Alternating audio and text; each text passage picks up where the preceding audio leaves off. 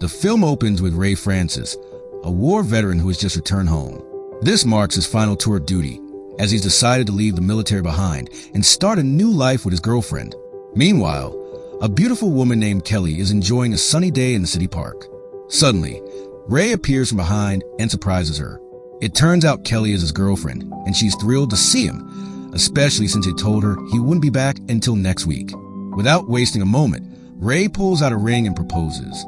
Caught off guard but overjoyed, Kelly says yes without hesitation. As they prepare to leave the park together, Kelly realizes she left her book behind. Ray heads back to retrieve it, but that's when everything starts to take a dark turn, especially for Ray. A sleek, luxury car pulls up, and two men inside begin harassing Kelly. One of them, named Tim, gets out of the car and, shockingly, drops his pants, flashing her to the car window. Furious, Ray confronts the men, and a fight breaks out. During the scuffle, Tim pulls a knife. Ray tries to defend himself, and in the chaos, Tim is accidentally killed by his own weapon. Now facing a murder charge, Ray and Kelly consult with their attorney. The lawyer presents two options. If Ray pleads guilty, he could serve as little as 18 months of a 2 to 3 year sentence. But if he fights the charge and loses, he could face 5 to 8 years behind bars. Either way, prison is unavoidable. Eventually, Ray chooses to plead guilty and accept the 18-month sentence. Meanwhile, we're introduced to the victim's father, Harvey Thompson, a man who clearly is an ordinary citizen. Grief-stricken and unwilling to accept his son's death, Harvey sends someone to uncover the identity of Ray Francis, setting the stage for what's to come. The man also provides some key details about the prison where Ray will be serving his sentence. The scene transitions to the facility itself, a grim and imposing place. This is where Ray's story continues. Let's meet Jack Morrison, the warden in charge of the prison. Jack is paid a visit by Harvey Thompson, the grieving father of the man Ray accidentally killed. Still consumed by rage and loss, Harvey makes Jack a chilling request. Make sure Ray never walks out of that prison again. In exchange, he offers a hefty sum of money, expecting Jack to use it to bribe his staff into carrying out his dark intentions. Soon, the day arrives when the new inmates arrive to begin serving their time. One of the prison guards, Rico, is stationed at intake, greeting the new prisoners with a cold, hostile demeanor. Ray and the others are ordered to strip for a full-body security check. When Ray speaks up to defend a fellow inmate being humiliated, Rico immediately takes a dislike to him. From his very first day, Ray is on Rico's radar, and not in a good way. Physical intimidation begins almost immediately. Soon after, Ray is escorted by another guard, Williams, to meet Warden Jack Morrison. During their conversation, we learn more about Ray's past. He served 12 years in the military, including 4 years in Iraq, and was even awarded a medal for bravery. Jack puts on a friendly face, pretending to be reasonable and fair, and tells Williams to keep an eye on Ray. But the tension beneath the surface is clear. Williams then takes Ray to his assigned cell and gives him a subtle warning. Something isn't right here. Over the next few days, Ray starts to adjust. He has a minor altercation with some inmates. But before things get out of hand, another group led by a prisoner named Mazin steps in to help. A confrontation seems inevitable, but Williams arrives just in time to break it up. Ray is assigned a job in the prison library. There, he meets David, an older inmate who shows him the ropes and explains how things are run. But peace is short-lived. On his way back to his cell, Ray is once again taunted by other inmates, but he keeps his cool, not letting them provoke him. One evening, while Ray is quietly reading a diary in his cell, trouble arrives again. Rico, along with two other guards, Victor and Fox, barges in to inspect his room. During the search, Rico finds a photo of Kelly, Ray's girlfriend. In a disgusting act of mockery, he licks the photo right in front of Ray, taunting him, daring him to react. Ray burns with rage, ready to lash out, but the other two guards hold him back. To make matters worse, Rico tears the photo in half, further pushing Ray toward the edge. It's clear now, Ray isn't just serving time. He's been thrown into a cruel game where survival means more than just staying alive. Rico orders Ray to take off his shirt and begins to intimidate him in front of the other guards. Not content with just throwing punches, Rico clearly intends to go further, something far more disturbing. Fortunately, Victor steps in just in time to stop him from crossing the line. Later, while Ray is taking a shower, he's harassed again, this time by another inmate. A large, imposing man named Hammer takes interest in Ray and makes a crude joke, claiming he wants to sharpen his sword, while Ray crouches. Ray, not one to back down, greets him with a sharp punch and shoves him away. Rico, ever watching, shows up again and beats Ray badly before dragging him back to Warden Jack's office. Ray tries to explain that he was only defending himself from a sexually aggressive inmate, but Jack brushes it off coldly, saying that in this prison, that kind of behavior is normal, and inmates are expected to share everything, including their dignity. When Ray protests, he's brutally beaten once more. Victor, seeing how far things are going, steps in and warns the others to stop before they end up killing him. At lunchtime, Ray reconnects with David and the others from the library, including Jade, a young inmate who's just 18. During their conversation, Ray notices a familiar face across the cafeteria, one of the prisoners he clashed with early in his sentence. Back in the library, Ray and David talk more openly. David reveals that he'll likely never be released. 15 years earlier, he and his brother robbed an armored truck. During the heist, 2 security guards and a police officer were killed. His brother didn't survive, and the stolen money was never recovered. Only David knows where it's hidden. Their chat is interrupted when Rico enters the library and informs Ray he is a visitor. It turns out to be Kelly, Ray's girlfriend. The moment Ray sees her, his face lights up with a smile. It's their first visit since he was locked up. Sadly, the visit is cut short when Rico deliberately ends it prematurely. To make things worse, Rico taunts Ray on his way out, joking crudely that he plans to make out with Kelly himself. It's a blatant attempt to provoke Ray's rage.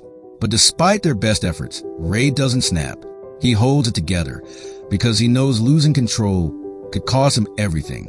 Later, Ray sits down to play a card with Mazin and his crew. Impressed by Ray's fearless attitude, Mazin offers him protection during his time behind bars. Meanwhile, young Jade, just 18, is lifting weights when he's suddenly harassed by Hammer, the same predator who had previously targeted Ray.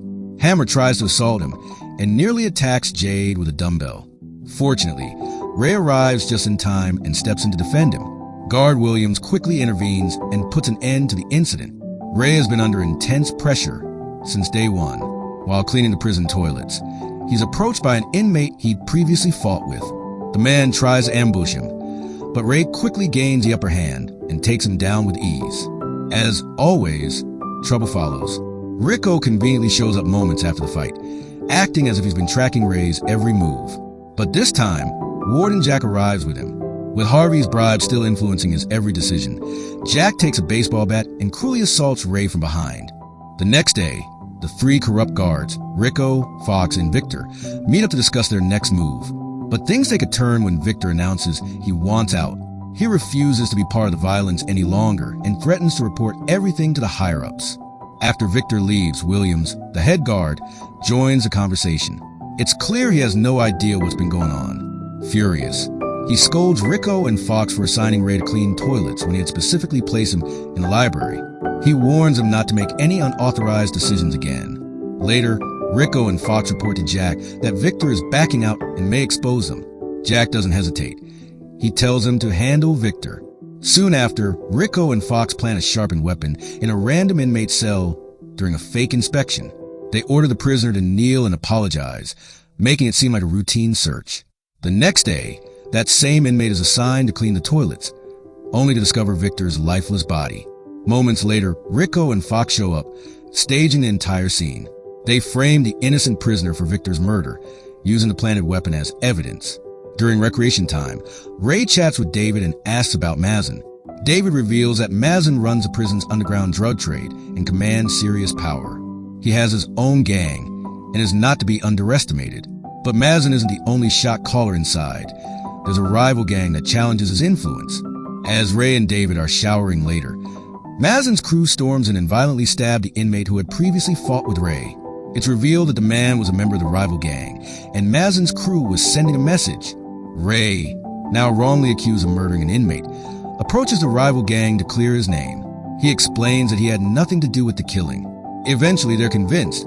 Ray points them toward Mazin's crew as the real culprits. Meanwhile, 18-year-old Jade is lured into a hidden room, where he is once again abused by Hammer. The lights go out, and Hammer begins sharpening his weapon ominously.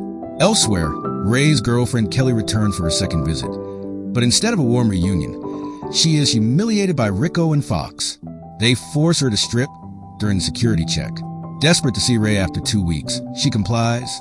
Ray learns about it and is furious, but helpless. Back in the dark room, Jade finally gathers the courage to fight back. He stabs Hammer with a screwdriver, right in the groin, ending the torment. Ray is then summoned to Mazin's cell. Mazin is furious that Ray has refused to join his gang. Later, while Ray is spending time with David, Rico and Fox drag him to the workshop on Mazin's orders. Jack doesn't want Ray dead, so Mazin shifts focus, threatening to kill anyone close to Ray, David or even Kelly. Rico attempts to injure Ray's hand to prevent him from working or defending himself. But this time, Ray snaps. He fights back and beats both guards. As a result, he's thrown into solitary confinement, a cold, dark isolation cell. Concerned, Williams confronts Jack and asks why Ray was sent to the workshop. Jack feigns ignorance and reminds Williams who's in charge. Meanwhile, Ray is pushed to the edge. Weeks of darkness and silence nearly break him, but eventually he's released and escorted by a guard not on Jack's payroll. Williams meets with Ray and tries to understand why he's being targeted. Ray stays quiet. He doesn't trust anyone. But something shifts when Williams reveals he's also a former soldier.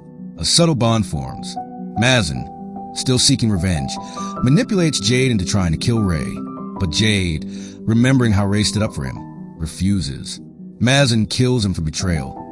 Even though Jade had become one of his own, Ray is devastated by Jade's murder.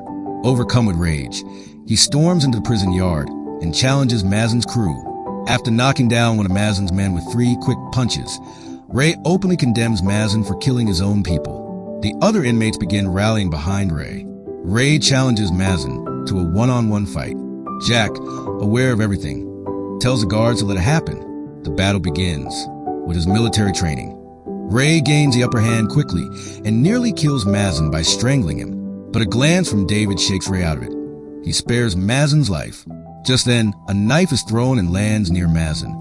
Seizing the moment, Mazin lunges to stab Ray from behind, but David blocks him. Mazin is ultimately killed, stabbed by the leader of the rival gang. Later, Ray is taken to Jack Morrison's office, where Jack coldly informs him that his sentence has been extended. Enraged, Ray curses Jack, provoking a heated reaction. In the chaos, Jack slips up and admits he was paid to keep Ray behind bars. That's when Williams and his team walk in, having recorded the whole confession. Jack is arrested, finally exposed as a corrupt mastermind. Rico and Fox are also taken into custody.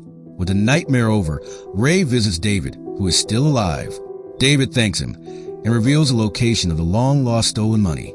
He urges Ray to use it to start a new life, and also gives him a request. Deliver a bag of money to his daughter and tell her he misses her. Ray is finally released. William shakes his hand goodbye with pride and respect. Outside, Ray is reunited with Kelly, who welcomes him with tears of joy. Before leaving, Ray finds David's daughter and hands her the bag of money. He gently tells her to visit her father, who has never stopped thinking about her. In the film's closing scene, Williams is shown overseeing intake for a new batch of inmates. Among them is an older man, Harvey Thompson, Tim's father, the one who bribed Jack and orchestrated the chaos from the shadows. Justice has finally caught up with him. If you liked the video, then don't forget to like the video and subscribe to the channel.